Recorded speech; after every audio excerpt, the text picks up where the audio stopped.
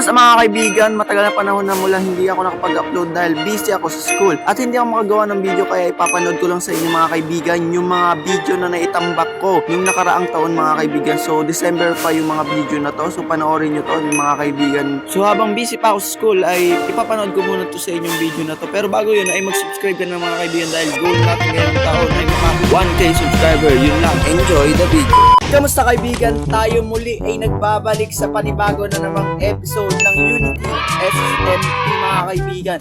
So, as you can see, nandito tayo sa bahay ni Panda Juice dahil may spoiler sa base ko. At ginawa ko yun mga kaibigan few months ago na. So, ang tagal ko po nawala mga kaibigan sa balat ng YouTube at sa Unity dahil sa school, syempre. So, sem break na namin. So, Merry Christmas sa inyo lahat at Happy New Year. So, dahil magsisimula na tayo ng panibagong episode, bigyan ko na agad kayo ng maikling timelapse mga kaibigan. Dahil meron akong binild banda ron. Ayun, kung makikita nyo naman, may bahay dun. So, may binild ako. So, panoorin nyo yung timelapse na yun mga kaibigan. Let's go!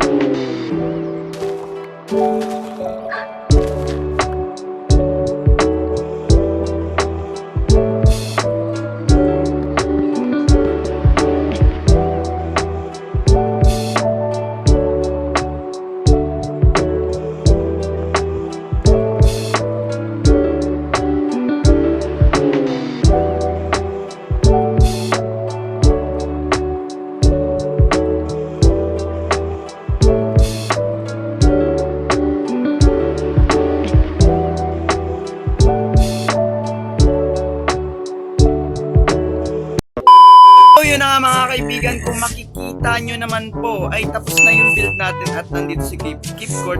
Hello, how are you today bro?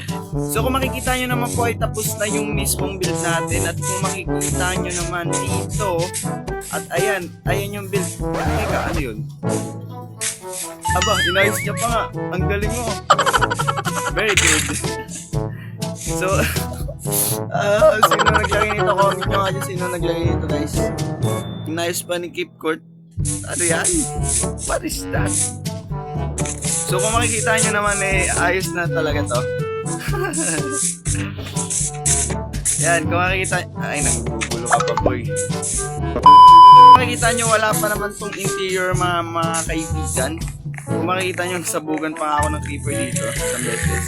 Yan, kung makikita nyo normal lang naman. Yan, ito hindi ko pa ito naayos mga kaibigan. Ito na lang natin mga kaibigan, syempre. Oh my goodness, tinasan niya pa. Ang galing mo. So kung makikita nyo naman dito mga kaibigan ay medyo pinatagpatag ko na yun dito at nagsisira pa ako right over here kasi para mag-connect na yung base namin ni Panda Juice over dito. So siguro hanggang dito lang yung magiging ko ng base ko kasi may bibuild ako na malaki. So soon abangan nyo yung mga kaibigan. So mga kaibigan, hindi lang pag-build ng bahay kong ginawa ko. Syempre, nag-build din ako ng community build na kung makikita nyo dito, ito yung end portal namin which is dinisenan ko siya. At sa hindi inaasahang pangyayari, lahat ng ito ay nawala.